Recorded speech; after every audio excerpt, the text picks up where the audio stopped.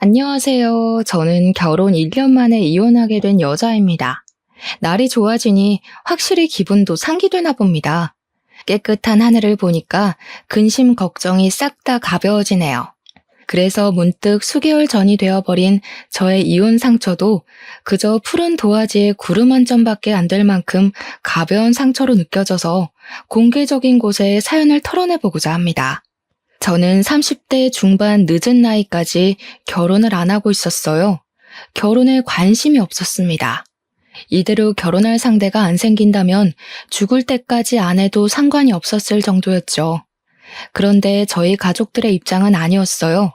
가족들은 가족이 있어야 얼마나 안정감 있는 삶을 살 수 있는지, 또 미래를 외롭지 않게 보낼 수 있는지 알기 때문에 매번 제게 결혼을 부추겼습니다.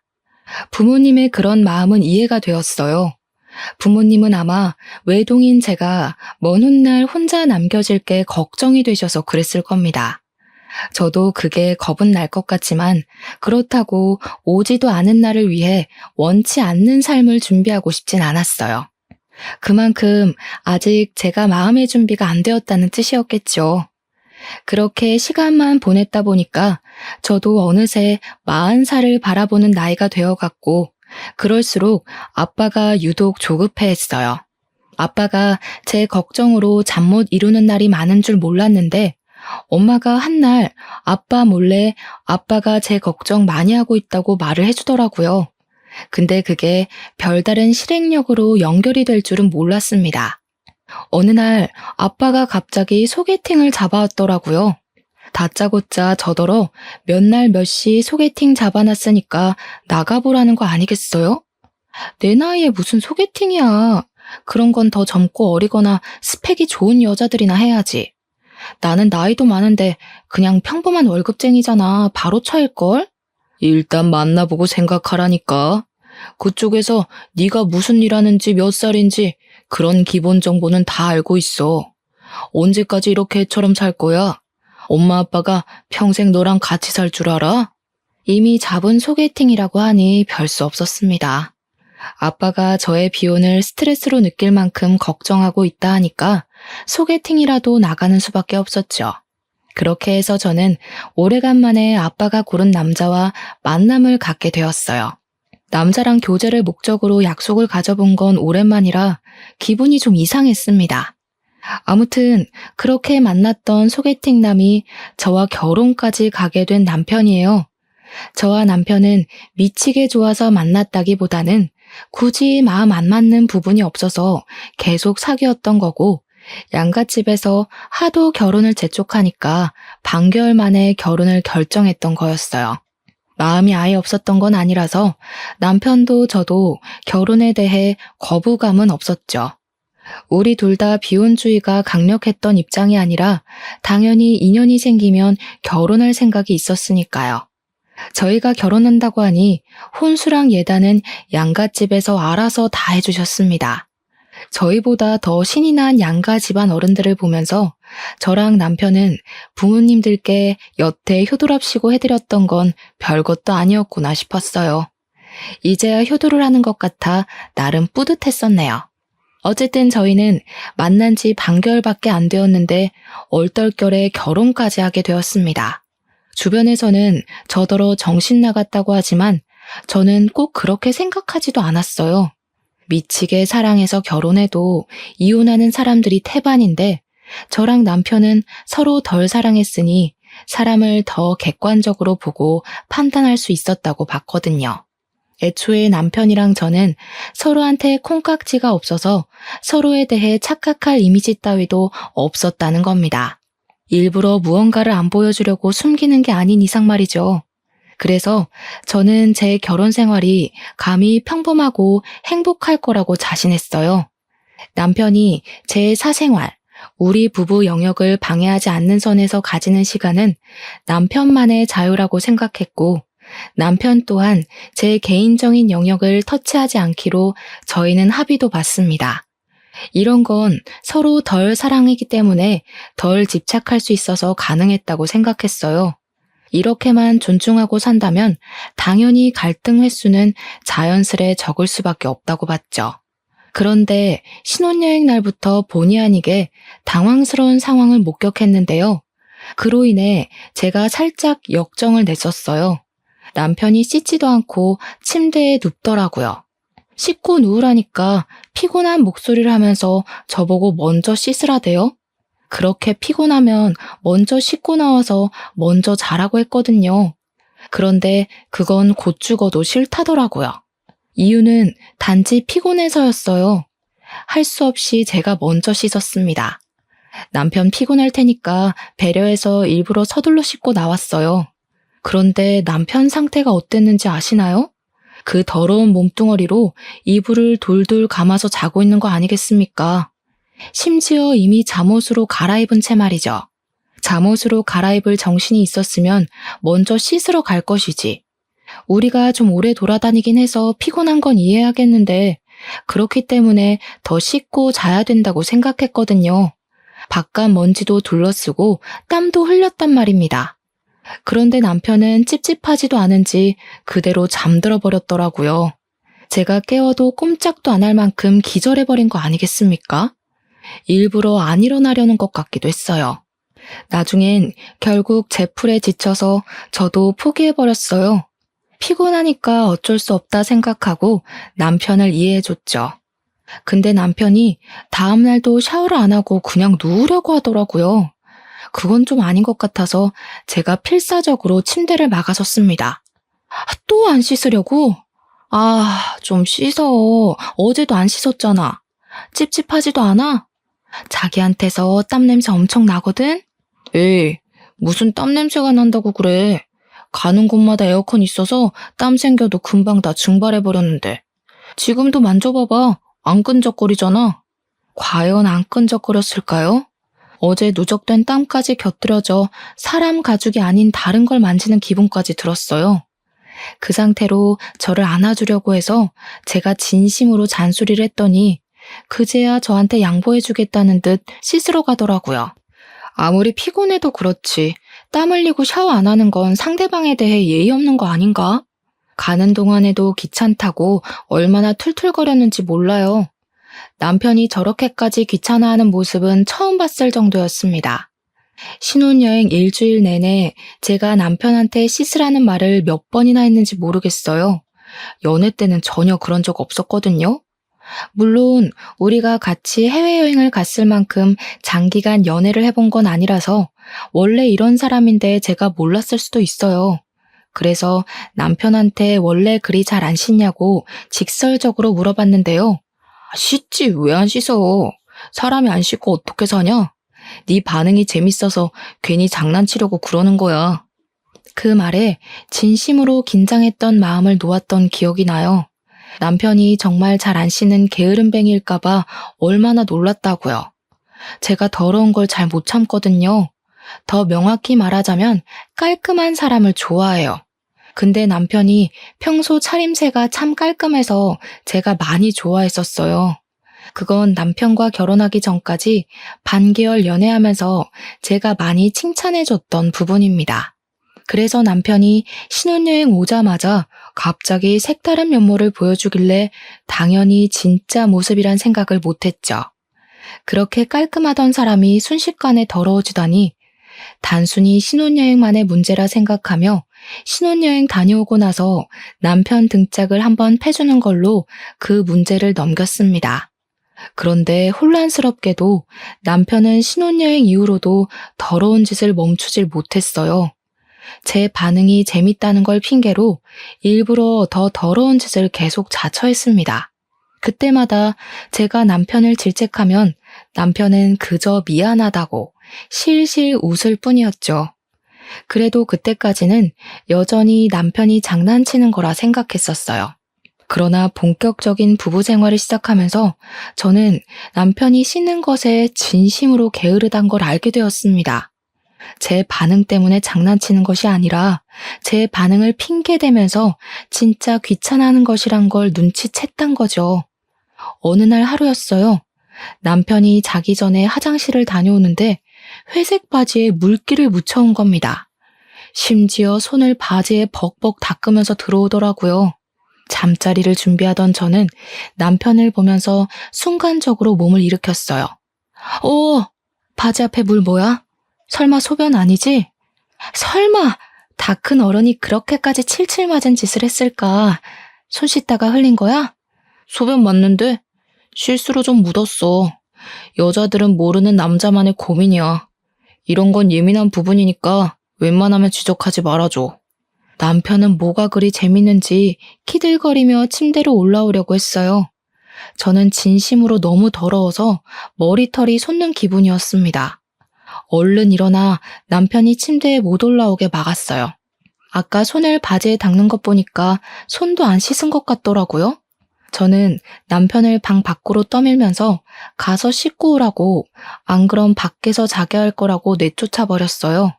그랬더니 남편이 피곤했는지 살짝 귀찮아 하더라고요. 약간 짜증나 있는 것 같기도 했습니다. 결혼까지 해놓고 왜 이제 와서 유단이야? 더 이상 서로 잘 보이려고 안 해도 되잖아. 우리 이젠 좀 편하게 살자. 나도 너 약점 다 눈 감아 줄게. 뭘? 이건 약점이 아니라 기본 예의거든? 네가 이렇게 소변 묻히고 다니는 거 언제 나한테 보여준 적 있냐? 보고 싶지도 않은데 지금 본 것도 진짜 너무 충격적이거든? 내가 말 안 했었나? 나 손 안 씻고 네 손 잡은 적은 많은데 어쩐지 좋다고 잘만 잡길래 그런 거 거부감 없는 줄 알았네. 그 말에 제가 대꾸도 못하고 충격받고 있으니까 남편이 저를 보곤 웃음을 빵 터트리더라고요. 그러면서 저보고 자기가 손 씻었는지 안 씻었는지 모르지 않았냐면서 아주 적반하장으로 나오는 겁니다. 진심으로 기분 상한 내 표정은 보이지도 않는지 남편은 손을 씻고 방에 들어가 누울 때까지도 낄낄거렸어요. 일단 이미 지나버린 일이니까 앞으로 주의시키는 게 더 중요하다고 생각해서 저는 남편에게 확실히 제 의사를 말했어요. 그리고 저는 이날의 악몽이 겨우 불길함의 시작이었다는 게 아직도 충격입니다. 쎄한 기분에 시동이 걸리더니 시간이 갈수록 남편은 잘 안 씻는 걸로 모자라 그냥 위생 상태가 개쓰레기급이라는 걸 스스로 증명해 나갔어요. 제가 결혼한 사람이 맞나 싶을 정도로 낯설었습니다. 어째 같이 살면 살수록 모르는 이 같아지는 건지 참 알 수 없는 일이었죠. 남편은 대변도 깔끔하게 못 닦아서 이상한 냄새를 달고 다녔고 희한할 정도로 옷을 잘 안 갈아입었습니다. 그리고 신혼여행 때처럼 땀을 흘리더라도 식어버리면 샤워를 안 하는 거는 물론 하다못해 발조차도 안 씻었어요. 그래서 남편이 지나다니는 곳마다 발냄새가 온 바닥에 찍혀서 향이 진동을 합니다. 제가 씻으라고 잔소리를 해도 그때뿐이었어요.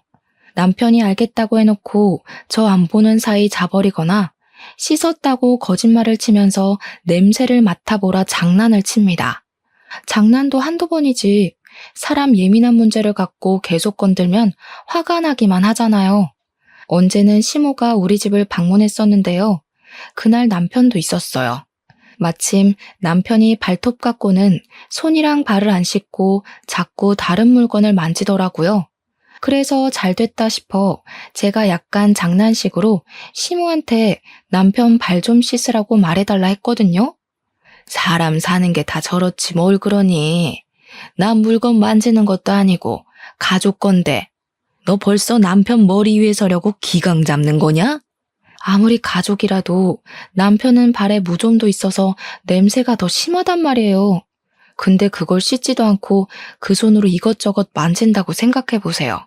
다들 가족이란 이유만으로 이거 다 포용해 주나요? 저는 이때 시모가 남편을 너무 감싸고 돌길래 굉장히 뻘쭘해서 입을 다물어 버렸지만 시간이 좀 지나서 생각해보니 아무래도 시모 마인드가 이해하기 어려웠어요. 아들이면 악취고 뭐고 다 예뻐 보이는 건가? 대체 자식의 사랑은 어디까지 뻗칠 수 있는 건가? 그런 생각을 했었습니다. 남편의 문제는 늘 심각하다 느끼고 있었지만 제가 언제 가장 심각함을 느꼈냐면요. 아무래도 신혼집이니까 저희가 집들이를 해야 했거든요.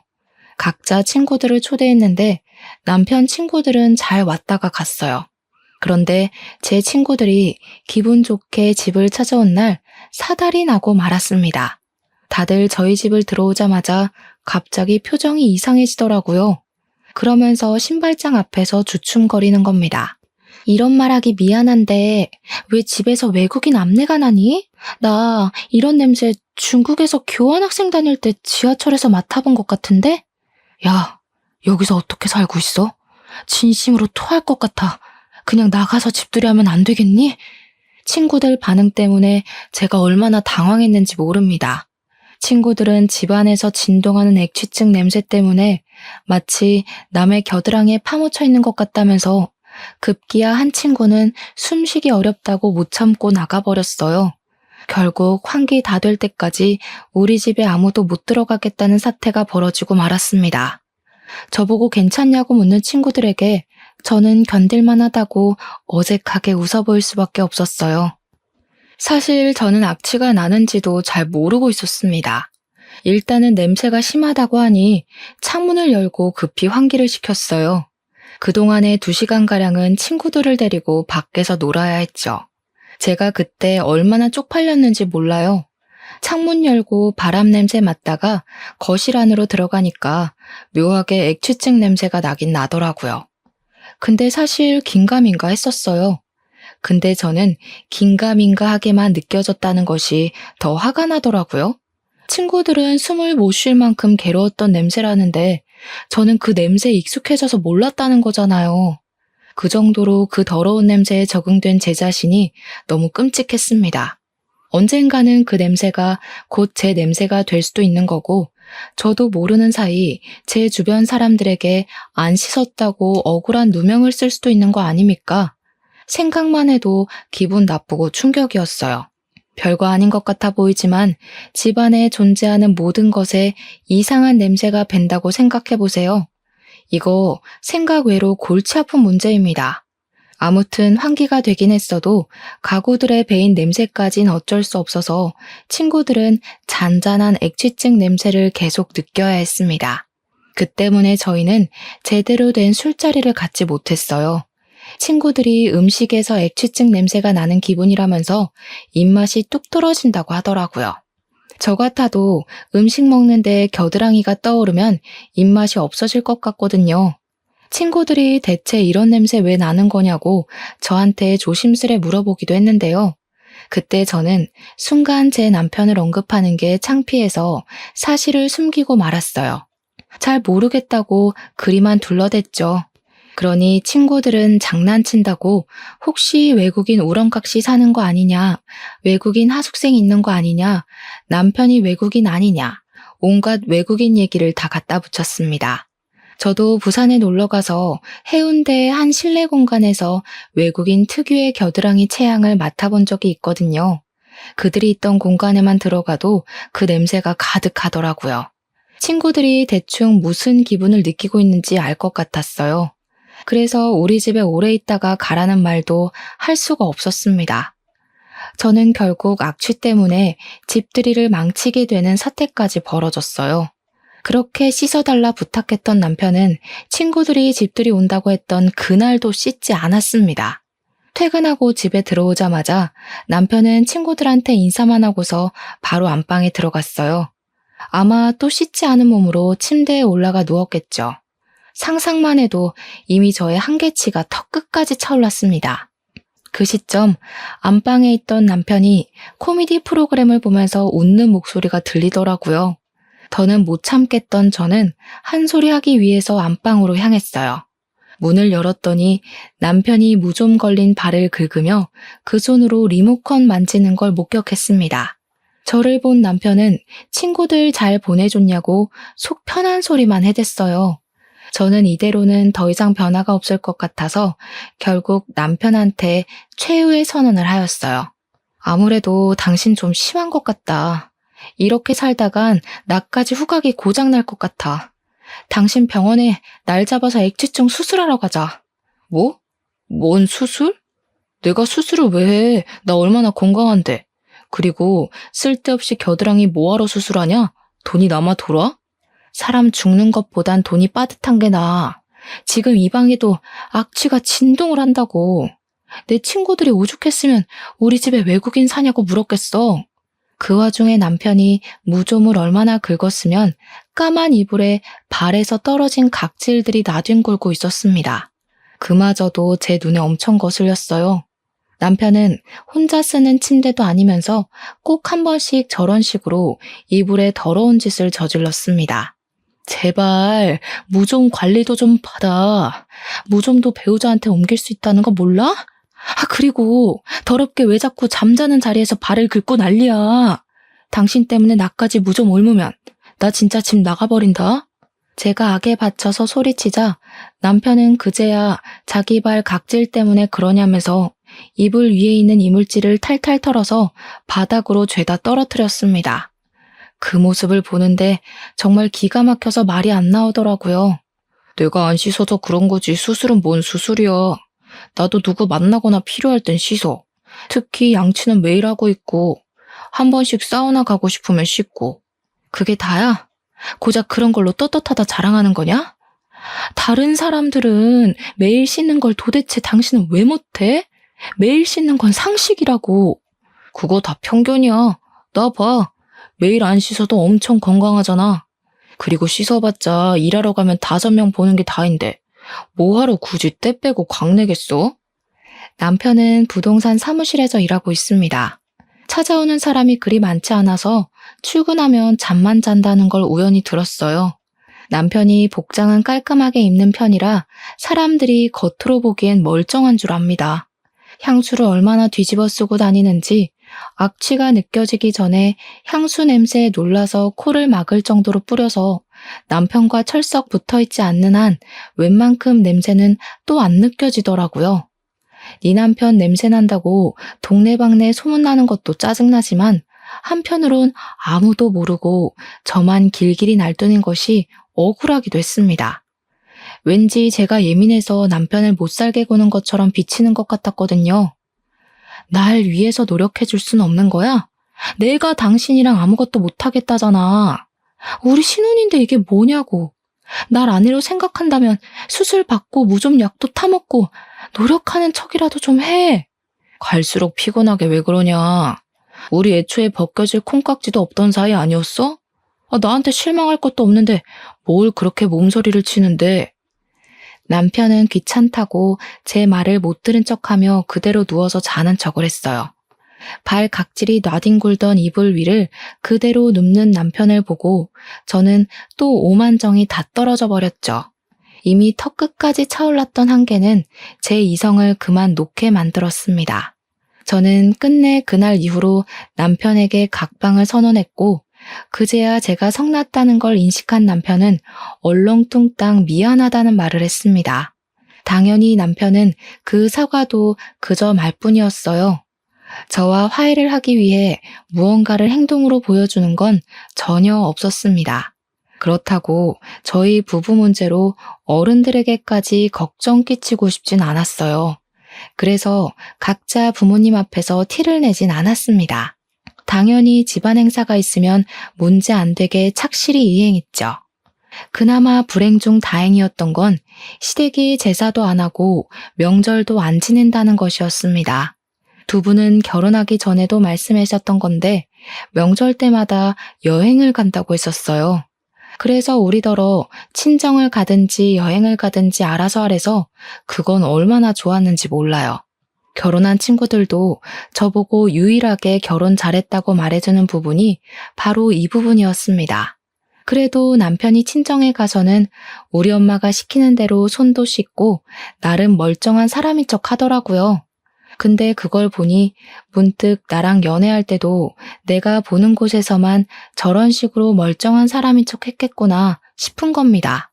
그 순간 잠깐 다스리고 있던 감정이 울컥 올라올 뻔했습니다.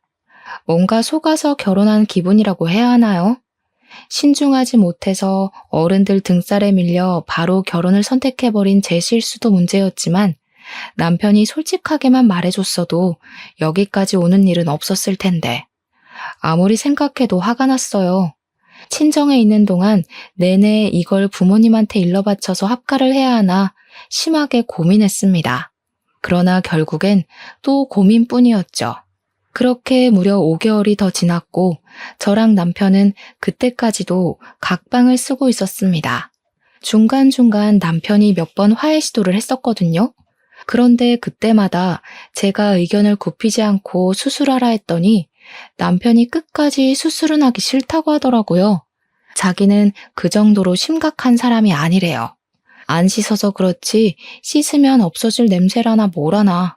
그래서 그럼 매일 씻으라고 하면 그건 또 뭐라고 변명하는 줄 아십니까? 지키지 못할 약속을 해버리면 나중에 제가 더 크게 실망할까봐 감히 약속을 못하겠다고 하는 거 아니겠습니까? 말만 미안하다 할 거면 왜 자꾸 저한테 말을 거는지 모르겠어요. 저는 남편의 반복적이고 똑같은 패턴의 사과를 더 이상 들어주지 않기로 했습니다. 그러니 제 태도에 기분 상한 남편이 우리 사이의 갈등을 끝내 시모한테 일러바쳤나 보더라고요. 아니나 다를까. 시모가 직접 우리 집까지 행차하신 거 아니겠어요? 생긴 건 길바닥에 떨어진 음식도 주워 먹게 생긴 것이 어지간히 깔끔 떠는 편인가 보구나. 우리 아들이 뭐가 더럽다고 수술까지 하라 그랬니? 어머님 들으셨어요? 어디서 어디까지 들으셨는지 모르겠는데 일단 남편이 위생 개념이 너무 없는 것 같더라고요. 그중에서 겨드랑이 냄새는 원래 그런 건지 갈수록 더 심해지는 것 같길래 수술 좀 권유해 본 거예요. 사람이 사람 냄새 달고 다니는 게 병자 취급당해야 될 정도인 줄은 몰랐네. 너는 냄새 안 날 줄 아니? 에휴, 남편이 바깥 일하고 오면 고생했다고 밥상이나 맛있게 차려줄 것이지. 어디 냄새 난다고 구박을 해. 그게 고생의 흔적이라는 거 몰라? 어머님, 요즘 부동산에 사람 없어서 직원 급여 주기도 빠듯한 거 말 못 들으셨어요? 남편 출근하면 잠만 퍼질러 자고 온대요. 그리고 바깥 일은 저도 한다고요. 적어도 같이 사는 사람에 대한 예의는 지켜야 저도 남편을 존중해줄 마음이 생기죠. 이대로면 저희 아이도 못 가진다고요. 내가 살다 냄새나서 애 못 가질 수도 있다는 얘기는 처음 들어본다. 괜히 네 몸 어디 문제 있는 걸 내 아들 핑계 대면서 슬금슬금 밑밥 가는 거 아니니? 대화의 전개가 왜 이렇게 연결됐는지 잘 모르겠지만 시모는 뜬금없이 제 불임을 의심했습니다. 어떻게 결혼한 지 1년이 다 되었는데 아이 소식이 없냐고 저를 타박하기 시작했죠.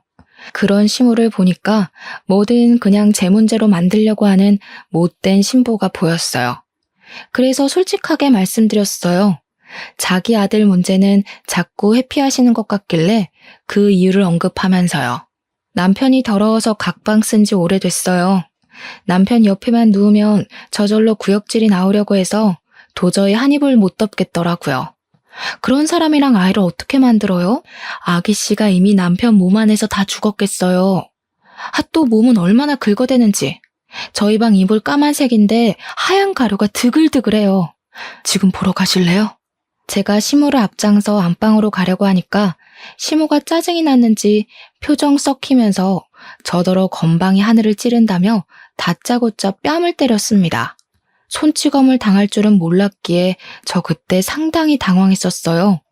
대체 제가 왜 이런 문제로 맞기까지 해야 되는 건지 나중에는 억울함이 밀려오기도 했습니다. 그럼 내 아들이 여태 외롭게 지냈다는 거냐?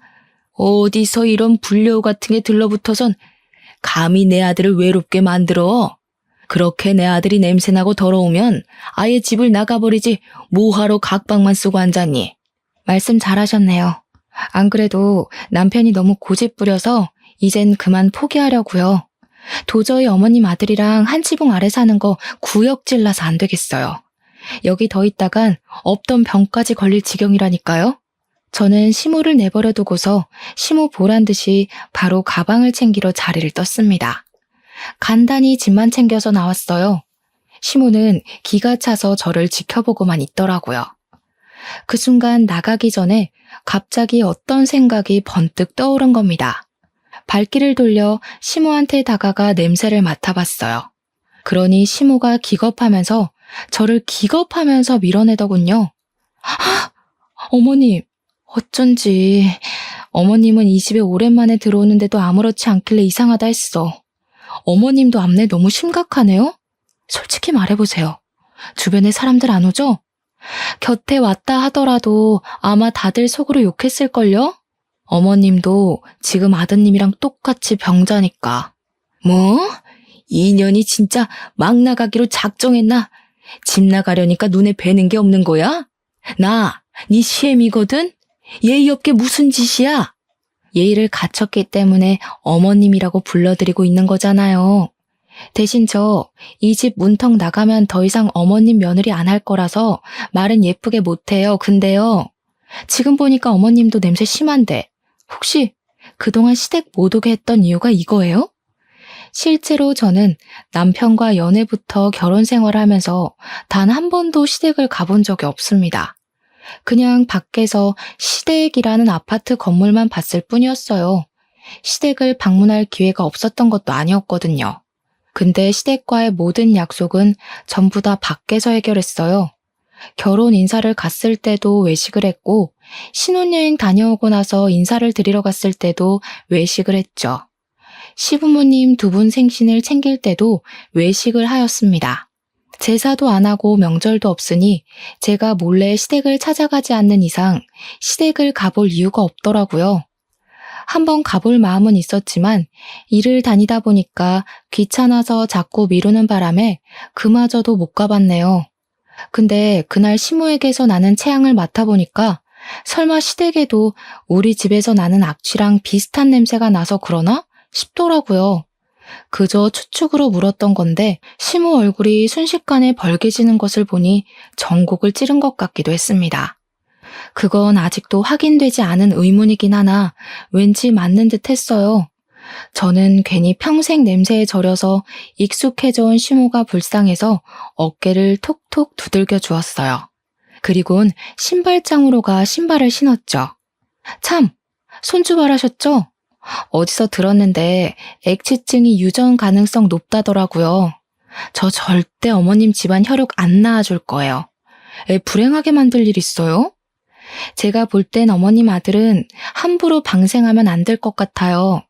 그냥 병자 아들 끼고 끼리끼리 사세요. 괜히 남의 집 딸내미 건강 망쳐서 원망 사지 마시고요. 저의 마지막 인사말에 시모는 더 이상 참지 못하고 제게 달려왔는데요.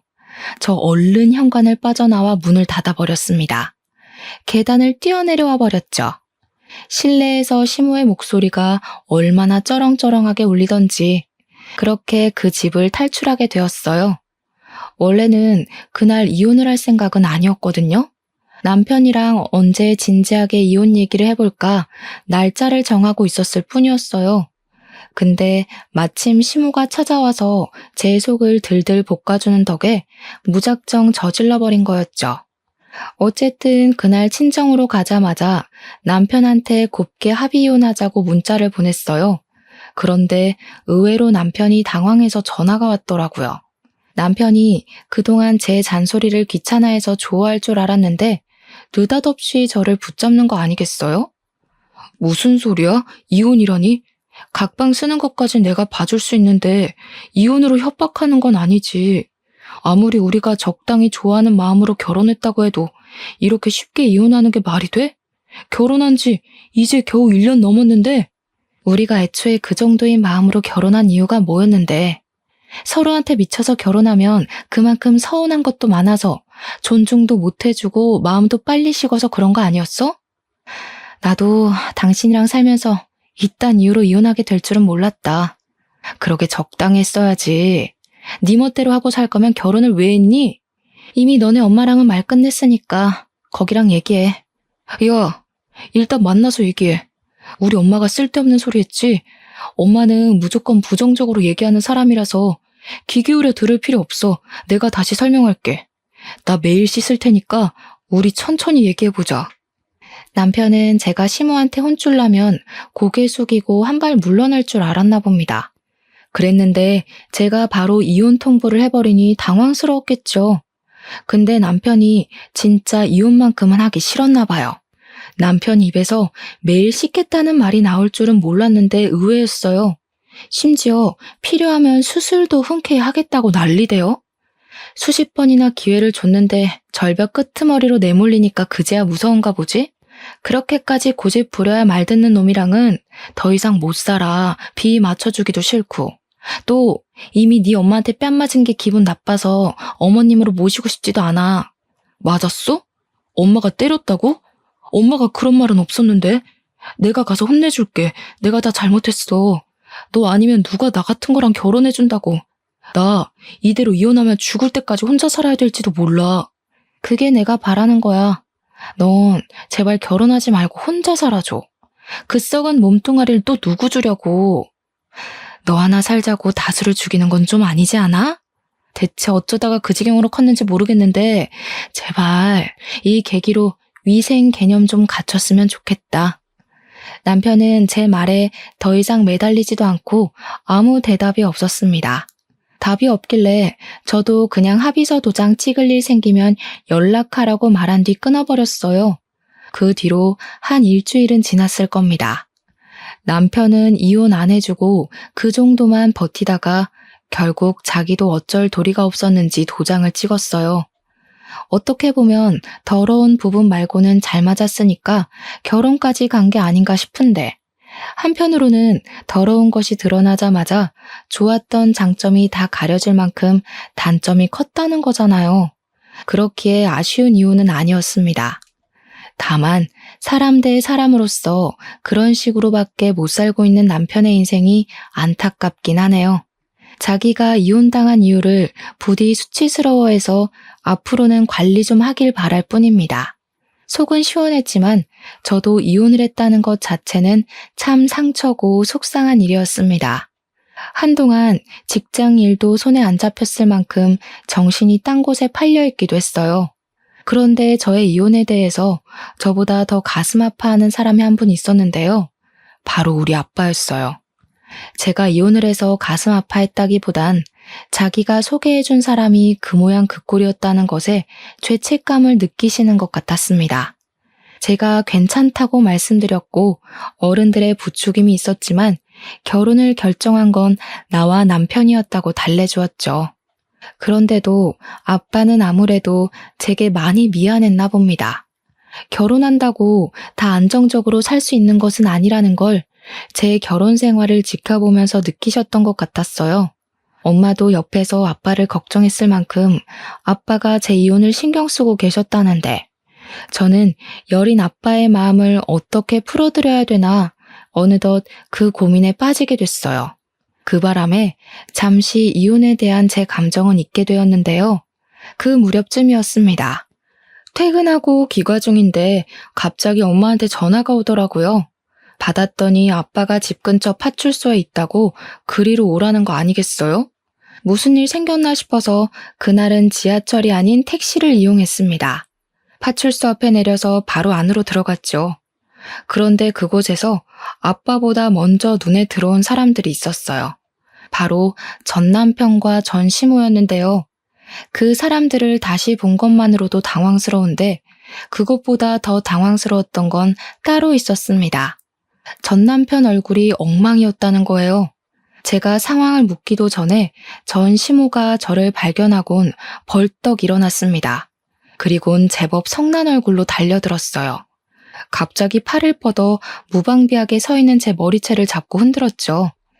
남의 자식 건드릴 배짱이 있었으면 이 정도 각오는 했겠죠. 내 자식 저꼴 됐는데 가만히 있을 부모가 어디 있겠어요? 나도 내 자식 당한 것만큼 당신들 자식 똑같이 만들어버릴 거야.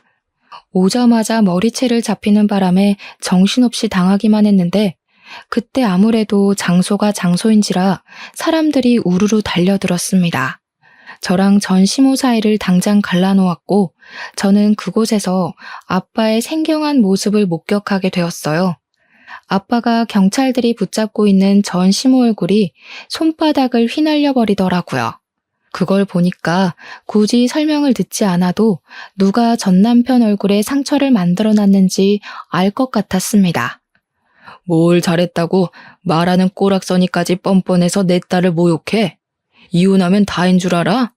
애초에 바람 피워서 내 딸 인생 망쳐놓은 당신 아들이 맞을 짓 한 거 맞잖아. 내 딸이 무슨 죄야? 그 소리를 듣는데 머리를 한 대 맞은 기분이었습니다. 이게 무슨 소리지? 싶었어요. 저도 모르게 전 남편에게로 시선이 갔는데 전 남편이 저를 못 쳐다보더라고요. 곁에 있는 엄마가 설명해 주길 알고 보니 전 남편이 저 몰래 바람을 피우고 있었다 했습니다. 그것도 저와 이혼하기 전에 말이죠. 아빠가 그날 제게 전 남편 같은 사람을 소개해 준 게 미안해서 주선자와 만나 술 한잔을 했답니다. 주선자도 전 남편이 그런 사람이었다는 걸 아빠한테 들어서 알게 되었다고 해요. 두 사람은 본의 아니게 동병상련의 마음으로 서로를 위로하며 어쩔 수 없었다는 듯 그렇게 술로 마음을 달랬다고 했습니다. 그리고 자리를 마무리해 그 주선자를 먼저 택시에 태워보낸 아빠는 다음 택시를 잡으려고 했대요. 그때 우연히 전 남편을 보았다는 겁니다. 술이 몇 잔 들어간 아빠는 전 남편과 얘기를 하고 싶어서 전 남편을 불렀으나 전 남편은 누구를 만나러 가는 건지 걸음이 바빠 보였다네요. 근데 아빠가 그걸 계속 쫓아갔대요. 그리고 거기서 전 남편의 연인을 목격했답니다. 그걸 보면서 아빠는 좀 서운하긴 했지만 이미 이혼을 한 마당이니까 떠나버린 사이의 연애를 응원할 수밖에 없었다고 해요. 그렇게 걸음을 돌리려는 순간 전 남편이 하는 말 때문에 아빠가 그곳에서 전 남편을 향해 폭력을 휘두른 것 같았어요. 전 남편이 자신의 연인을 향해서 나한테 뭐라도 빼먹고 이혼하려 했는데 그러지 못해 시간만 허비하다 헤어졌다고. 이렇게 빨리 이혼할 줄 알았으면 차라리 합가해서 자기 엄마 집안일 쉬게 하고 나를 가사노동 시킬 걸 그랬다며 키들거렸다는 겁니다. 그 얘기를 듣는데 전 남편의 더러운 습관을 조금이나마 안쓰러워했던 제 자신이 후회스럽더라고요. 저는 바로 전 남편한테 가서 풀스윙으로 가방을 휘둘렀어요. 귀싸대기를 제대로 맞은 전 남편은 그대로 의자에서 나가 떨어졌습니다. 나도 너처럼 더러운 새끼랑 사느라 손해만 봤는데 돈도 못 받고 이혼해서 억울하더라. 야, 고맙다. 가는 길 아쉽질 말라고 이렇게 위자료까지 챙겨주려고 하네. 덕분에 소송할 게 아주 쏠쏠해졌어. 그날로 저는 상간녀 소송을 준비하게 되었습니다. 그쪽에서 아빠를 폭행죄로 고소할 거라길래 저도 시무를 폭행죄로 고소하겠다고 했더니 전 남편이 결국 아빠의 폭행 문제는 합의를 해줬어요. 이혼으로 끝인 줄로만 알았던 관계가 드디어 끝난 거라고 봐야 했어요. 만약 아빠가 알아내주지 못했다면 저는 전 남편에게 영원히 바보 전처로 기억되었을 거예요.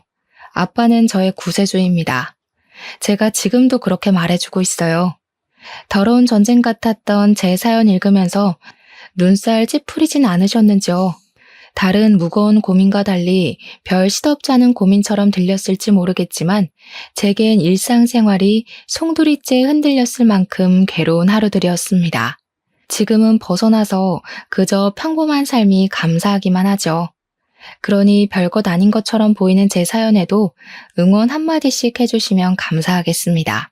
들어주셔서 고마워요. 좋은 하루 보내세요.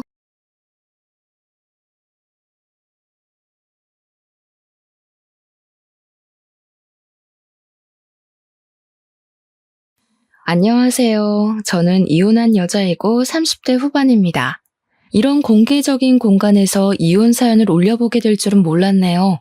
제가 어젯밤 아빠 꿈을 꿨는데요. 우리 아빠는 어쩔 수 없는 사정 때문에 좀 빨리 단명하셨어요. 그래서 더 어젯밤 꿈에서 본 아빠가 더 반가웠고 보고 싶은 마음과 더불어 다시 떠오른 지난날의 상처 때문에 사연을 써보려고 합니다. 제 인생에서 가장 도려내고 싶은 한 부분을 용기 내서 들려드리고자 하니 많은 관심 부탁드려요. 한때 의사를 준비했던 저는 의대생으로서 유학까지 다녀오며 공부하다가 도중에 포기하고 급하게 대기업 쪽으로 방향을 틀었습니다. 이유는 아빠의 건강 악화로 병원비를 벌기 위해서였어요. 제가 의학 공부를 마음 편히 하기에는 아빠 병원비를 엄마 혼자 부담하기엔 너무 버거웠으니까요. 한참 의대생일 때 대인관계가 좋은 편이었는데 그 인연 덕분인지 제가 의사의 꿈을 포기하는 걸 주변 동기나 선후배들이 많이 안타까워해줬습니다. 그러던 중 우연히 술자리에서 만난 사람이 바로 남편이었어요. 남편은 병원장 아들이었고 우리 학교 선배 친구였더군요. 남편은 병원장 아들이었지만 병원 일을 하는 사람은 아니었어요. 저처럼 대기업에서 일하는 사람이었는데 그게 오히려 저와 대화의 물꼬를 트는 데에 한몫했던 것 같습니다. 아무튼 그 인연으로 저와 남편은 결혼까지 꼴이 나게 되었어요. 어떻게 보면 시집 잘 갔다고 생각할 수도 있을 거예요. 실제 제가 결혼할 때 사람들이 다 저보고 땡 잡았다고 했거든요. 사실 저도 초반에 그렇게 생각했고 우리 친정 부모님도 사위를 과분한 존재로 생각했었습니다. 일단 저와 친정 부모님의 마음을 뒤흔들었던 건 남편의 배경보다는 지극한 효심 때문이었어요. 남편은 어른에 대한 마음가짐이 참 기특한 사람이었습니다. 기본적으로 어른한테 예의가 바르면 됨됨이가 된 사람이라고 생각했거든요. 제가 그 사람의 인생 모든 걸 낱낱이 알아볼 수 없었기에 사람을 판단하는 데에 그것이 최선이라서 봤습니다. 결혼을 마음먹게 된 이유가 그게 제일이었어요. 남편의 효심은 우리 친정 부모한테까지 뻗쳤는데요. 아빠가 그때 간경화라서 몸이 급격히 안 좋았습니다. 남들은 아빠가 사위 데리고 술도 같이 한잔하면서 딸 부탁하고 술 친구도 하고 그러던데 아빠는 사위한테 그렇게 해줄 수 없어서 미안해했어요. 하지만 남편은 다른 방법으로 아빠와 말동무가 되어주었는데요. 남편이 시부한테 개인적으로 부탁해서 우리 아빠를 시부 병원으로 옮겼어요. 그리고는 시부가 병원장으로서 우리 아빠를 많이 신경 써줬고 남편은 퇴근하고 시간 내서라도 병원에 들러서 우리 아빠에게 얼굴을 비췄습니다. 시부 병원이 남편 집 가는 방향에 있어서 남편이 병원을 더 잘 들여다볼 수 있었죠. 처음엔 너무 관심을 과하게 줘서 괜히 남편한테 부담될까봐 그렇게까지 하지 않아도 된다고 그랬거든요. 그런데 남편이 그저 좋아해서 한다는 말 때문에 더는 말릴 수가 없었습니다. 저보다 더 많이 신경을 써주니 얼마나 든든하고 고마웠는지 모르죠. 당연히 결혼하기 전에는 이렇다 할 문제가 없었습니다. 시부모님 두 분 다 제가 의료계에서도 일했고 대기업에도 종사하고 있으니 자기네 집안과 찰떡궁합이라면서 좋아해줬어요. 그런데 대체 어찌 된 건지 결혼을 하고 나니까 도드라지게 제 심기를 건드는 사람이 있었는데요. 바로 시모였어요. 시부도 괜찮고 남편도 괜찮았는데 유독 시모만이 성질머리가 구시대적이었다는 겁니다. 이런 식으로 표현하는 게 맞을지 모르겠는데 제 기준에서 시모는 다소 조선시대 발상을 갖고 있었습니다. 아마 이렇게만 말해도 알아듣는 며느리분들 계실 겁니다. 앞뒤 꽉꽉 막혀서 그저 보복심리로 옛날 며느리상을 밀어붙이는 어른들을 말하는 거예요. 그게 저를 너무 괴롭게 만들었다는 거죠. 주로 어떤 식이었냐면요. 일단 저희 친정집 얘기부터 들어보시고 비교해보세요. 친정을 찾아가면 부모님은 우리 남편을 볼 때마다 늘 부둥부둥 해주고 잘 챙겨줍니다. 아빠가 병원에 입원해 있으니 저희는 주로 병원을 찾거나 아니면 엄마 혼자 있는 친정집을 방문했거든요. 병원으로 가든 집으로 가든 친정 부모님은 저랑 남편이 괜히 마음의 부담을 느껴서 힘들까봐 한 번도 자고 가란 말 한 적 없었고 더 있다 가라며 붙잡은 적도 없었습니다. 섭섭할 만큼 또 언제 올 거냐고 물은 적이 없었죠. 친정 부모님도 분명 우리랑 더 오랜 시간을 보내고 싶을 거예요. 부모들 마음이 다 비슷하지 않겠습니까? 그런데도 저희 부모님은 꼭 2-3시간 얼굴 보는 걸로 족하다며 빨리 헤어지려고 했고 그걸로 모자라 가끔씩 우리에게 와준 걸로 고맙다며 용돈도 주고 식사도 대접해 주었어요. 저랑 남편은 친정 부모님한테 가면 그저 품 안의 새끼들이나 다름없었죠. 그래서 제가 더 시댁을 조선시대 발상에 갇힌 곳처럼 갑갑하게 느꼈는지도 몰라요. 시댁은 친정과 완전히 반대되는 분위기였습니다. 간섭이랑 잔소리는 기본이었고 희한하게 며느리에게만 계급을 나눴습니다. 가장 하찮게요. 우선 시모가 남편과 저를 대놓고 차별했는데요. 남자와 여자가 할 일이 나눠져 있다고 생각하는 사람이었어요. 당연하겠죠. 시모가 그런 시집살이를 당했을 테니까요. 그리고 명절 때면 시댁에 내려가는 것까진 당연하게 받아들일 수 있었어요. 하지만 시댁에 가서 무조건 1박 2일 자야 하는 건 좀 힘들었습니다. 우리 집이 시댁과 그리 먼 곳도 아니었거든요. 근데 시모는 원래 시댁에서 자는 게 도리라고 고집을 엄청 부리세요. 그러면서 친정에 가는 건 그렇게 눈치를 주셨죠. 그래도 친정에 갈 수 있는 것만으로도 다행이었습니다. 결혼 후 첫 명절 땐 3박 4일 통째로 시댁에 잡혀서 일을 해야 했거든요. 그땐 친정에 아예 못 가서 친정 부모님한테 얼마나 죄송했는지 모릅니다. 친정 아빠가 몸이 성치 않아서 같이 있을 수 있는 한 무조건 가족끼리 시간을 많이 보내고 싶어서 더 속상했었어요. 그래도 남편이 제 사정을 알고 있었기 때문에 안 좋았을 제 마음을 이해해 줬습니다. 그래서 2번 다신 명절 통째로 날리는 일 없도록 남편과 잘 합의 봤어요. 첫 명절엔 시모가 갑자기 아픈 바람에 어쩔 수 없는 상황이라 저도 남편의 마음을 이해해 줬죠. 아마 그 뒤로 시모가 제게 친정 가는 걸 더 눈치 줬던 걸로 기억합니다. 그리고 시모는 손주 문제 가지고도 사람을 피곤하게 만들었어요. 어떤 날엔 아예 나를 잡아서 귀에서 피가 날 만큼 주야장천 얘기하시더라고요. 그때는 저랑 남편이 일하는 데만 치중하고 있었을 시기라서 아직 아이 생각이 없었거든요. 이러한 생각을 남편과 제가 각각 시모한테 전달했는데도 시모는 저희 입장을 들을 생각도 안 했습니다. 결혼 반개월 지나고부터 거의 매일 저녁 전화를 해서 아이 얘기를 하더라고요. 이러니까 젊은 사람들이 문제라는 거야. 요즘 같은 저출산 시대에 아이를 낳을 수 있는 몸이면 낳아야지. 낳고 싶어도 못 낳는 사람이 얼마나 많은지 알아? 너는 대체 왜 그 축복을 미룬다는 거냐? 나중에 나이 들어봐라. 낳고 싶어도 못 낳는 여자 된다고. 어머님, 그것도 준비가 됐을 때 만들어야 축복인 거죠. 저랑 남편이 누누이 말씀드렸잖아요. 벌써 아이 만들면 저 일 쉬어야 되는데 그럼 남편 혼자 나가는 돈들 감당해야 된다고요. 저희 아빠 병원비도 계속 나가고 있고요. 이런 상황에서 아이까지 낳으라뇨. 얼마나 빠듯하겠어요. 너는 어떻게 그냥 좀 한 번에 알겠다고 하는 법이 없니? 다 시끄럽고 우리도 손주는 봐야 할 것 아니냐. 솔직히 올해는 안 넘겼으면 싶구나. 나도 손주 한 번씩 봐주고 하려면 하루라도 기운 있을 때 해줄 수 있다고. 제가 시모한테 내 자식 봐달라고 한 것도 아니었고 제가 따로 육아를 부탁할 것도 아니었는데 시모는 자기 멋대로 거들먹거리며 제게 현명한 판단을 하라 지적했습니다. 마치 아이를 늦게 낳으면 제 손해라는 걸 강요하고 싶은 듯 보였죠.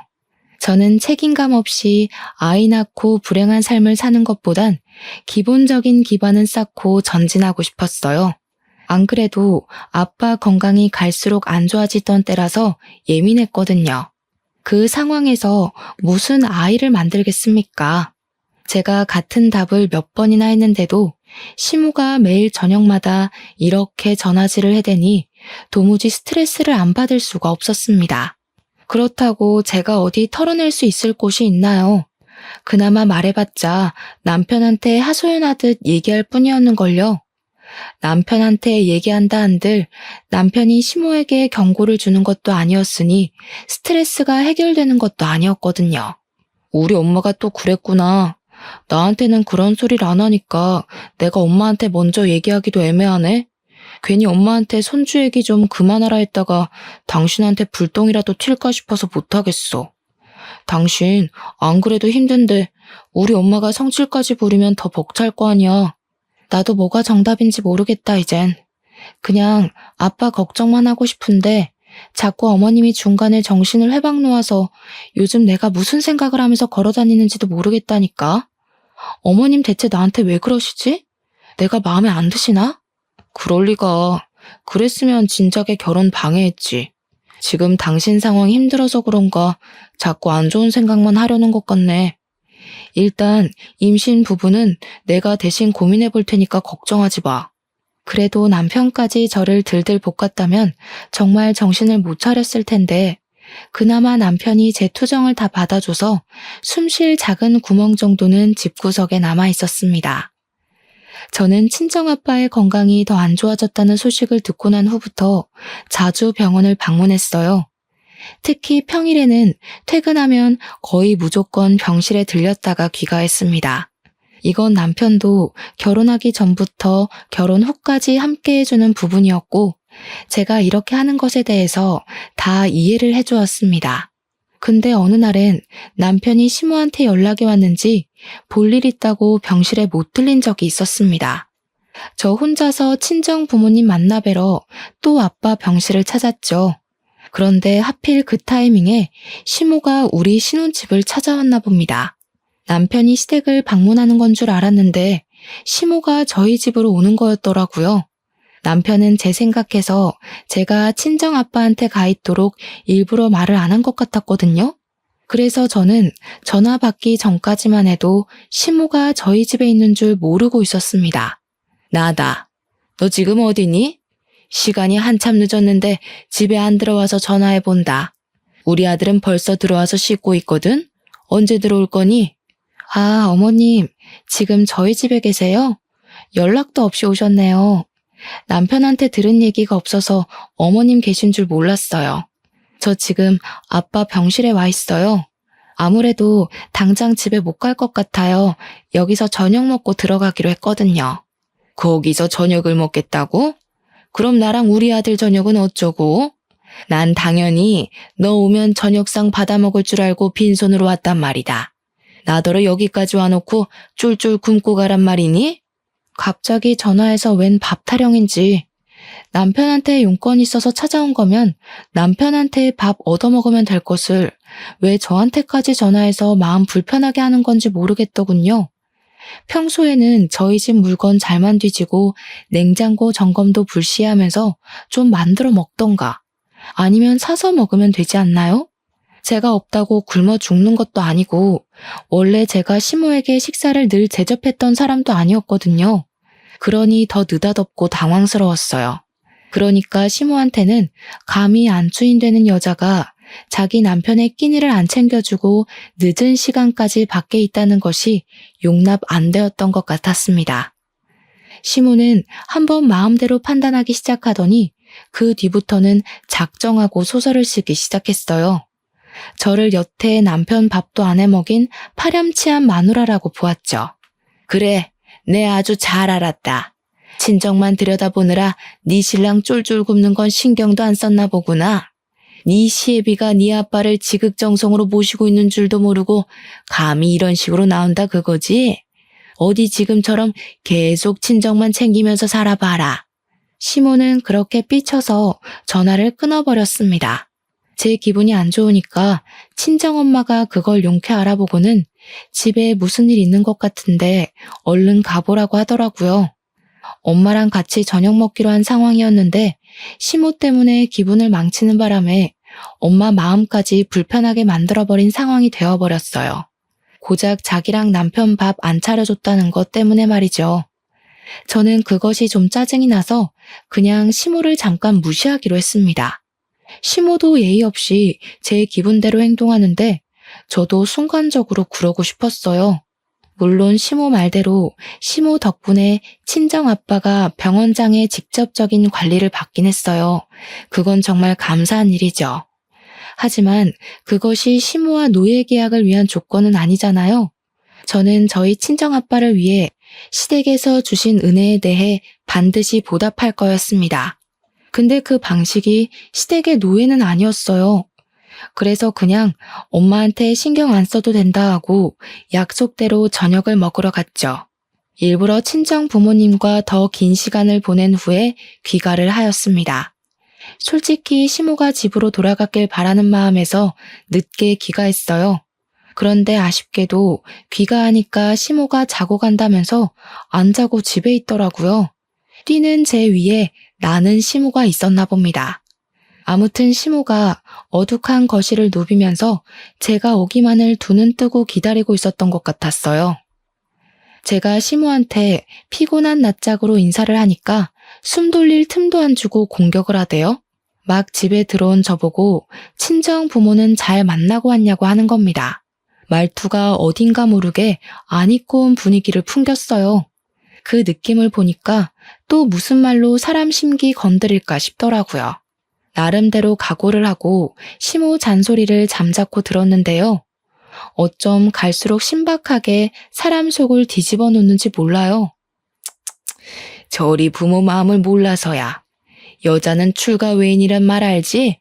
너네 부모 쪽에서도 딸이 결혼해서 잘 사는 걸 원하지 자꾸 찾아오는 거 안 좋아해. 네가 영 눈치 없는 것 같아서 말해주는 거다.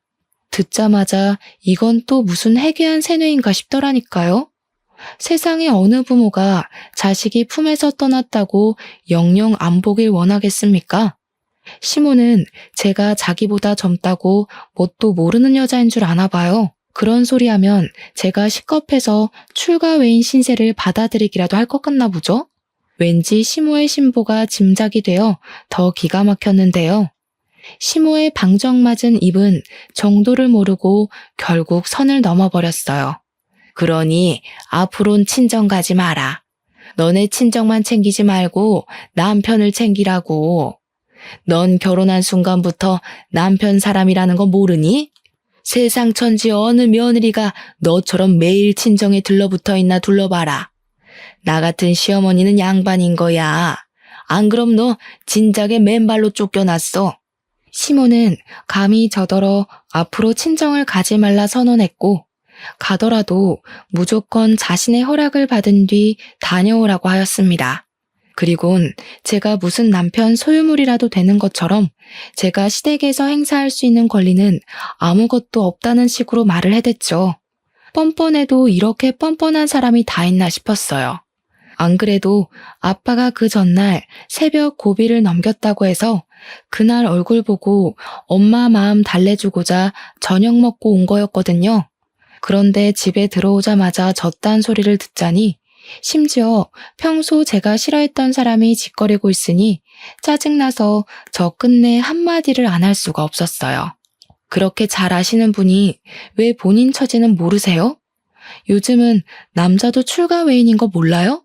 어머님이 이렇게 멋대로 출가 외인 집 찾아오는 거 간섭이고 오지랖이거든요. 뭐야? 간섭? 감히 시애미가 훈수 두는 걸 간섭이라고 해? 너 가정교육 좀 다시 받아야겠다. 원래 며느리는 시집 오면 시애미한테 다 새로 배우는 거야. 교육은 어머님이 더 배우셔야겠어요. 제발 뉴스라도 보세요. 명절에 인사도 안 가려는 자식들 얼마나 많은지 모르겠어요?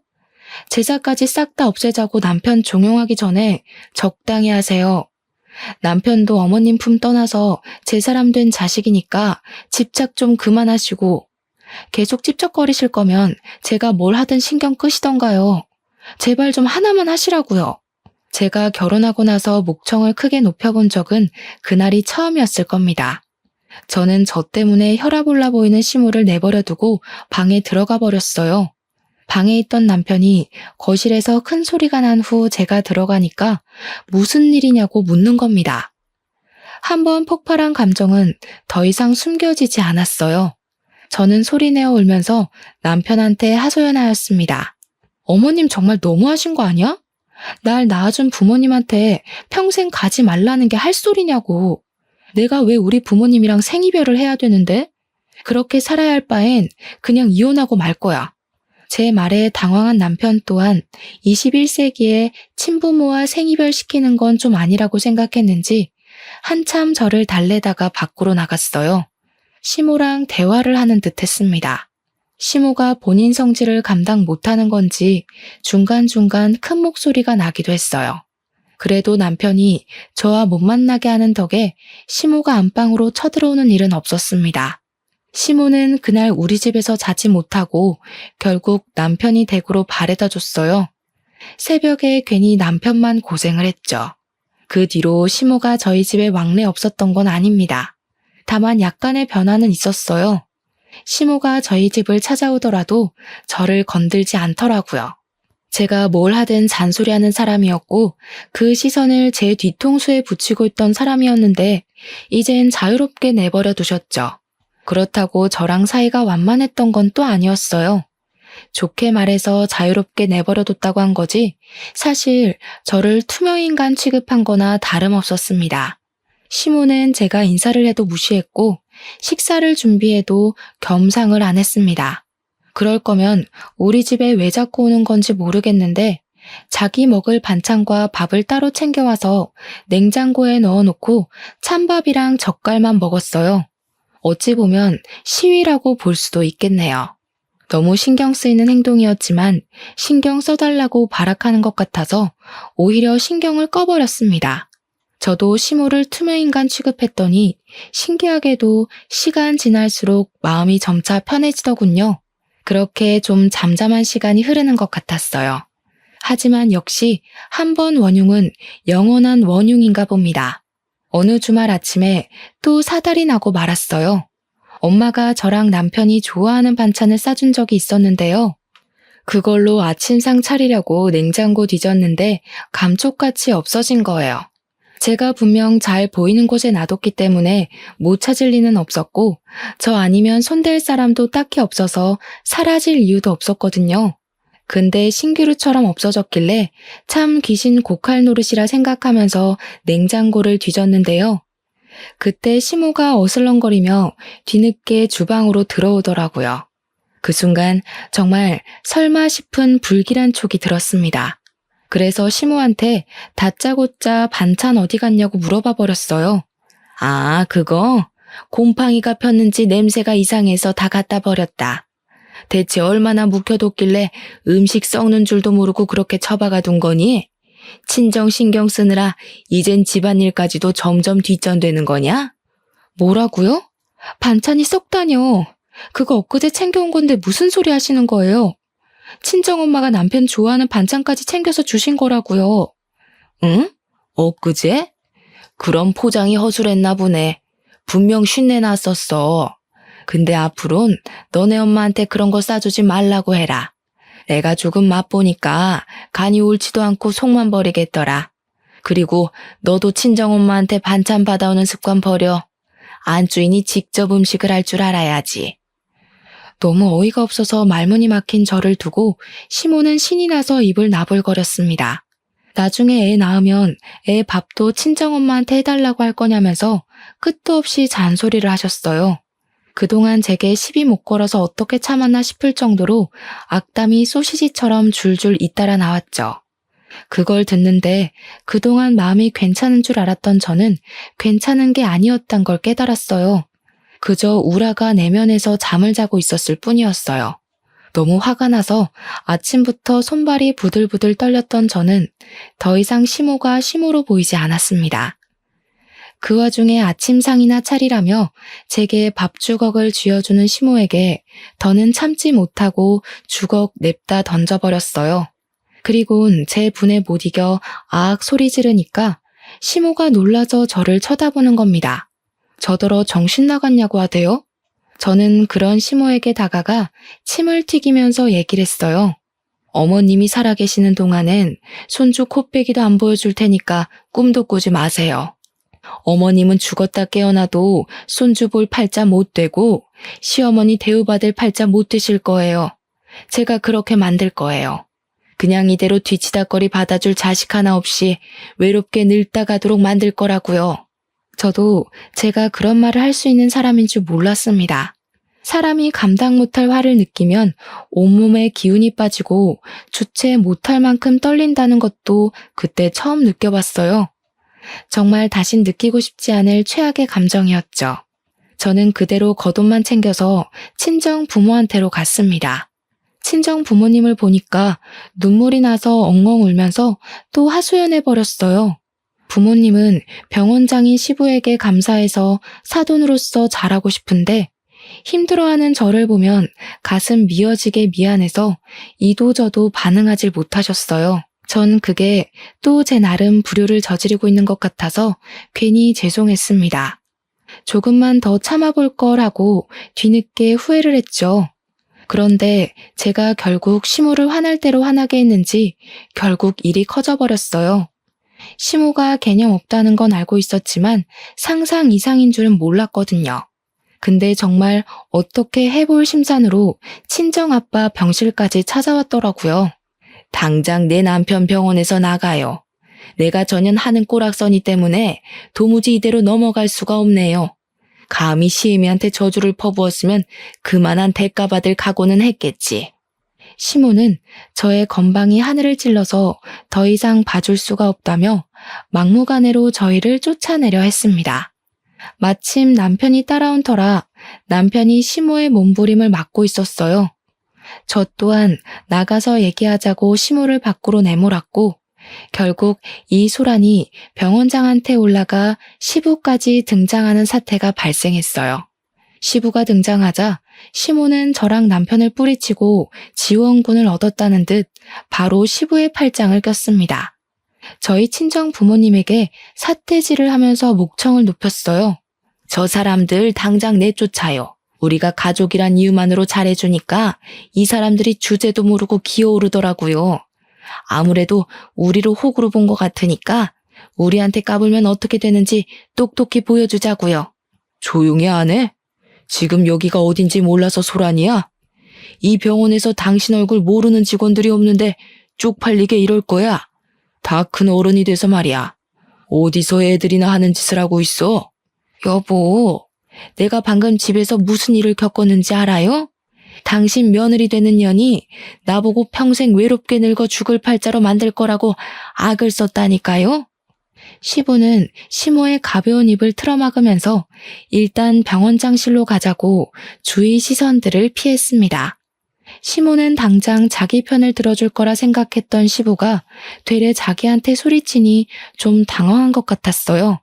그렇게 다 같이 시부 원장실로 간 저희는 그곳에서 시부에게 다시 상황을 설명해야 했습니다. 거기서 당연하게 시모가 먼저 발언권을 낚아챘죠. 시부한테 또 한 번 우리 아빠를 당장 쫓아내라고 소리쳤습니다. 시부는 정신없는 시모 얘기보다 제 이야기를 듣고 싶어 했어요. 저는 시모가 친정엄마 반찬을 허락 없이 버린 것부터 제가 겪은 일들을 전부 얘기했죠. 상황을 모두 들은 시부는 더욱더 시모를 다그쳤습니다. 다짜고짜 우리 아빠를 내치라는 시모의 발언에 그게 지금 말이 되냐고 철없는 소리 하지 말라는 식으로 시모에게 으름장을 놓으셨어요. 시모는 자기 입맛대로 상황이 안 돌아가자 또 자기 성질을 견딜 수 없었나 봐요. 도무지 저의 버르장머리를 견딜 수가 없다면서 갑자기 저한테 달려와 머리채를 잡아 뜯기 시작했습니다. 내가 병원장 3호고 내 아들이 병원 건물 물려받을 사람이야. 감히 니까짓 게 우리 집안이랑 어울린다고 생각해? 너한테는 내 재산 한 푼도 못 줘. 누가 재산을 달라 했나요? 대체 왜 자꾸 자기 망상에 빠져서 저를 괴롭히는지 모르겠더군요.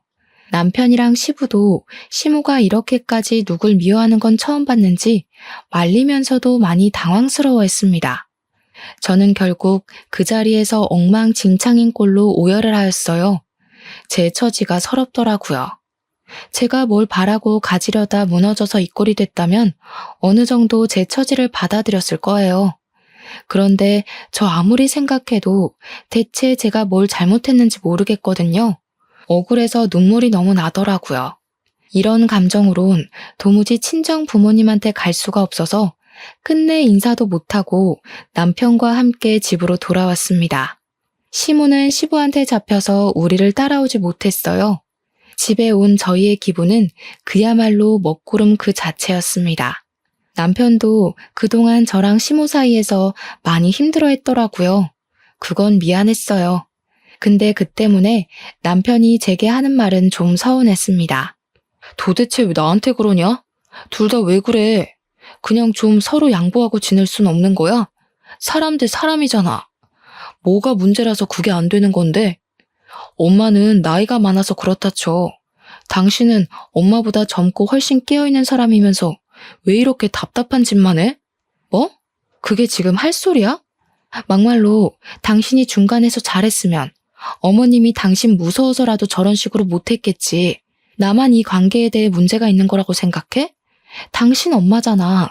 당신 엄마가 이유 없이 나한테 시비 걸고 있는 거 보면 좀 나서서 방패해 줄 수 있는 거 아니야? 나라고 뭐 장인어른 장모님이 무조건 마음에 들어서 그렇게 웃는 낯으로 만나는 줄 알아? 나도 가끔은 회사에서 스트레스 받고 오면 다 짜증나고 귀찮을 때 있어. 근데도 티 안 낸다고. 야, 비교할 걸 비교해. 당신은 회사에서 스트레스 받지? 나는 회사에서 받은 것만큼 당신 엄마한테서 더 받아. 당신도 당신 엄마가 얼마나 말도 안 되는 사람인지 눈으로 보고 듣고 했잖아. 근데도 내가 이해 안 된다는 거야? 나도 이제 모르겠다. 그냥 될 대로 살래. 당신이랑 엄마가 싸우든 말든 신경 안 쓸 거니까 나한테 얘기하지 마. 언제는 신경 쓴 것처럼 얘기한 것도 좀 웃기더군요. 아무튼 남편이 저와 시모와의 갈등을 그저 관찰자 시점에서 지켜보고 있었던 이유는 매번 더 큰 피해를 줄이기 위해서라고 했었는데요. 저는 그걸 괜히 불똥 튈까봐 핑계댄 거 아니냐고 마지막까지 지적하며 자각시켜 주었습니다. 남편은 제 말에 대답도 안 하고 거의 포기하고 싶어 하는 모습이었어요. 자기는 그놈의 중립 지키느라 아무것도 안 하고 보기만 했으면서 뭐가 그렇게 지친다고 울상을 짓는 건지 모르겠더군요. 시모가 한참 제게 난리칠 땐 이혼 위기가 왔어도 친정아빠 생각해서 버틸 만큼 버텨보고자 했는데 남편이 대놓고 포기하고 싶다는 반응을 보이니까 그땐 정말 이혼을 해야겠다는 마음이 들더라고요. 남편이 아무리 저희 부모님께 잘했어도 결국엔 팔은 안으로 굽는 법인데 제가 그걸 망각했던 것 같아요. 부부가 되는 순간 남편이 제 사람인 줄 알았고 제 가족인 줄 착각했던 거죠. 그래서 혼자 의지했고 기대했는데 역시 핏줄로 연결된 가족은 이길 수 없는가 봅니다. 그날이 남편한테 가장 크게 실망한 날이었어요. 저는 그 뒤로 남편에게 더는 바라지 않았고 남편과 싸우려 들지도 않았던 걸로 기억합니다. 그러나 당장 이혼을 마음먹진 못하고 있었어요. 정말 하늘이 원망스럽게도 저희 아빠 건강은 계속해서 안 좋아지셨거든요. 이혼이 결코 가벼운 사항은 아니잖아요. 컨디션 조절이 중요한 아빠에게 딸의 이혼이란 상처를 안겨주고 싶진 않았습니다. 그런데요, 그게 아빠를 위한 길인 줄 알고 욕심냈던 제 마음이 오히려 아빠를 위험에 빠뜨리게 되는 상황이 닥쳤는데요. 어쩌면 아빠가 일찍 돌아가신 건 저 때문이라고 봐야 할지도 모르겠네요. 이건 제가 정말 이혼을 결심한 이유와도 같습니다. 결정적인 이유엔 당연히 시모란 존재가 있었고요. 그날의 시모는 아직도 제게 괴물처럼 소름 끼치게 남아있어요. 우선 제 입에서 이혼 소리가 나온 건 바로 친정아빠가 돌아가셨을 때였습니다. 앞서 시모가 저희 아빠 병실에 찾아와 난동을 부렸다 말씀드렸잖아요. 시모가 그 난리를 친 후 친정아빠는 이틀 뒤 급격하게 컨디션 저조가 찾아왔어요. 그때만 해도 고비를 지난 지 얼마 안 되었을 때였는데 또 고비를 맞게 된 셈이었죠. 숨이 겨우 붙었는데 다시 호흡장애가 찾아왔다고 이해하시면 편하시겠네요. 고비를 한 차례 넘겼을 때보다 몸이 더 안 좋았던 아빠는 끝내 뒤이어 찾아온 고비까진 이겨내지 못했던 거예요. 의사들이랑 시부까지 나서서 애썼지만 결국 가족들이랑 인사도 할 시간 없이 그렇게 갑자기 떠나셨습니다. 상황이 너무 안 좋을 때 떠나서 더 마음이 아팠던 아빠의 죽음, 그리고 아빠의 사망 선고가 내려진 순간 혼절해버린 엄마까지. 그 소식을 한꺼번에 접했을 때 저는 세상에서 제가 제일 불행하고 슬픈 처지인 줄 알았을 만큼 괴로웠어요. 그래도 남편이 장인어른에 대한 정은 있었기에 함께 눈물은 흘렸습니다. 남편 또한 아빠가 눈을 감기 전 식구들의 난잡하고 안 좋은 모습을 보고 떠난 것 같아서 마음이 많이 무겁다 했어요. 당신이 나한테 많이 실망했다는 거 알아. 그래도 장인어른 가시는 길만큼은 서로 얼굴 붉히지 말자. 나 3일장 내내 당신이랑 장모님 잘 챙기고 싶어. 장인어른한테 부끄러운 모습 만회하고 싶다. 남편은 진심으로 저를 위로해줬습니다. 그 때문에 저는 우리가 서로를 미워해서 싸웠던 게 아니란 걸 그때 좀 객관적으로 깨달았었네요. 아빠가 돌아가신 그 순간만큼은 이혼을 하고자 하는 제 마음도 지쳤던 남편의 마음도 잠깐 휴정에 들어갔습니다. 부부로서의 초심을 보이는 것이 온전히 고인된 아빠에 대한 예의라고 생각했죠. 근데 그런 마음이 길게 못 갔다는 거예요. 결국엔 그마저도 근원은 시모였습니다. 엄마가 혼절하는 바람에 장례식장은 저랑 남편이 준비를 했어요. 시부 병원과 연계된 곳이라서 시부 덕분에 비용적으로 도움을 많이 받았습니다. 친정엄마는 시부가 간호사들한테 부탁해 신경 쓸 테니 저더러 장례식에만 집중하라 하더군요. 감사했죠. 그런데 몇 시간 지나지 않았을 때였어요. 시부한테 전화가 오더라고요. 정말 미안한데 아무래도 네가 좀 와봐야겠다. 안사돈 진정시켜줄 사람이 너밖에 없을 것 같아서. 엄마가 깨어났다는 사실에 저는 더 묻지 않고 전화를 끊었습니다. 남편에게 장례식을 부탁한 뒤에 병원으로 달려갔어요. 엄마가 시부랑 간호사들 사이에서 바닥을 구르면서 울부짖고 있더라고요. 가까이 가서 보니까 엄마는 시부를 붙잡고 원망을 하고 있었습니다. 그 살인자 당장 데려오라고. 나 가만 안 둘 거야. 내가 똑같이 단명시켜버릴 거라고. 엄마는 거의 정신을 놓은 사람과도 같았습니다. 자꾸 알아들을 수 없는 얘기를 하는데 제가 알고 있는 평소 엄마의 모습과는 너무 다른 사람 같아서 무섭기도 했어요. 저는 시부에게 되레 물었습니다. 우리 엄마 도대체 왜 이러는 거냐고 말이죠. 근데 시부 반응이 의미심장했어요. 뭔가 엄마가 이렇게 정신이 나가 있는 이유에 대해서 알고 있는 듯한 표정이었습니다. 저는 그제야 시부를 더 재촉했어요. 그랬더니 시부가 간호사들을 다 물려놓고 제게 얘기를 했어요. 또 그날이 문제였답니다.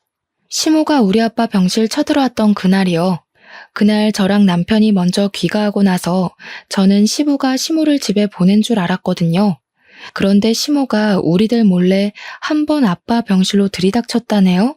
그럴 줄 몰랐고 갑작스러웠던 상황이라서 시모를 막아주는 사람은 아무도 없었답니다.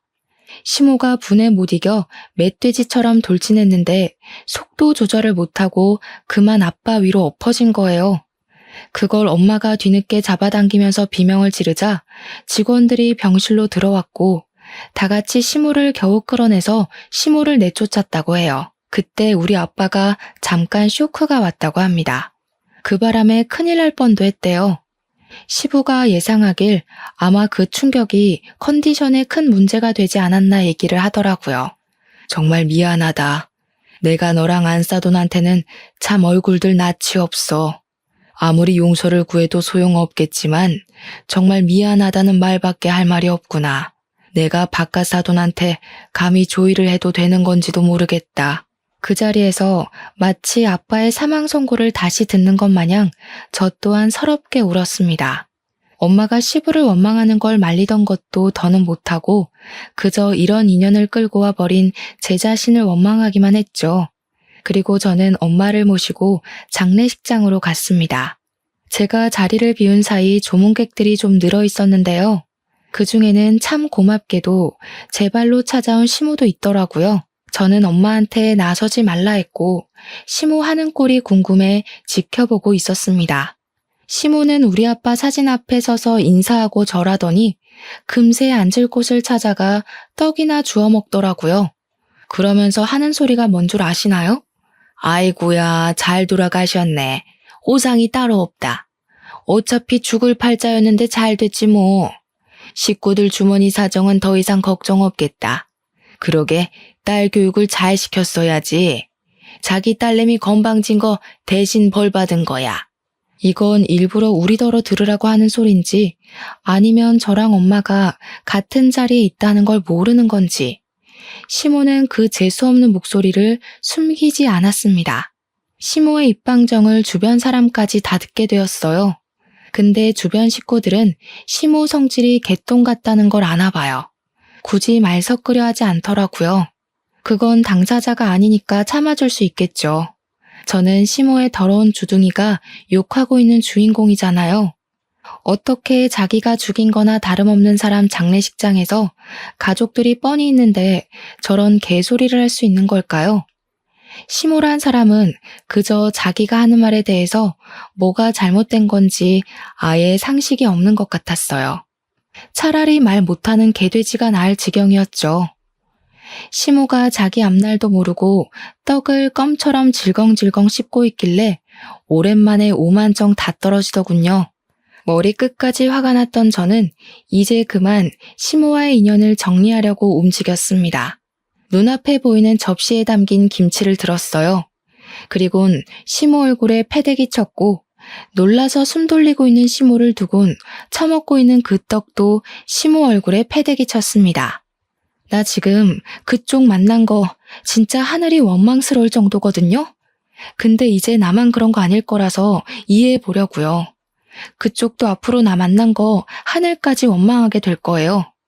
내가 당신 인생 완전 똥통으로 만들어버린댔잖아요. 이 정신 나간 년이 아직도 정신 못 차렸네. 네 아빠 뒤진 걸로도 말을 안 듣겠다? 새파랗게 어린 네가 나를 이길 수 있을 거라고 생각해? 나 병원장 3호야. 내 말 한마디면 지금 네 아빠 장례식도 엎을 수 있다고. 시모 입에서 아빠가 언급되는 게 너무 싫었던 저는 식탁 위에 있던 육개장에 침을 뱉어 시모한테 또 퍼부어줬습니다. 시모는 제가 무슨 짓을 할지 지켜보고 있었으면서도 그걸 못 피해서 처맞고 있더군요. 병원장 3호? 당신 죽을 때는 와서 눈물 흘려줄 식구들도 없게 할 거라 했을 텐데 썩어 빠진 자궁 때문에 겨우 아들 하나 덜렁 낳았으면 며느리 하나 있는 것도 귀한 줄 알았어야지. 자기 노후 시궁창 만들고 싶어서 작정을 하셨네. 이 살인자녀나 어디 원하던 대로 혼자 한번 잘 살아봐봐. 저는 남편한테 가서 내 손으로 시모를 내쫓으면 머리채를 잡을 것 같으니 직접 데리고 나가라고 했습니다. 남편은 제가 시모에게 퍼붓는 동안 지켜보기만 할 뿐 아무것도 못했어요. 시부가 같이 있었는데 시부한테 시모의 행실을 다 들은 것 같더라고요. 저는 제 말대로 시모를 데리고 장례식장을 나가는 남편에게 마지막 인사를 남겼어요. 장례식 끝나는 대로 이혼하자고 말이죠.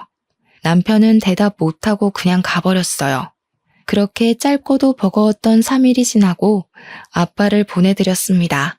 이후 저는 망설임 없이 남편에게 이혼 소송을 걸었고 시모랑 남편을 대상으로 정신적 손해배상을 청구했어요.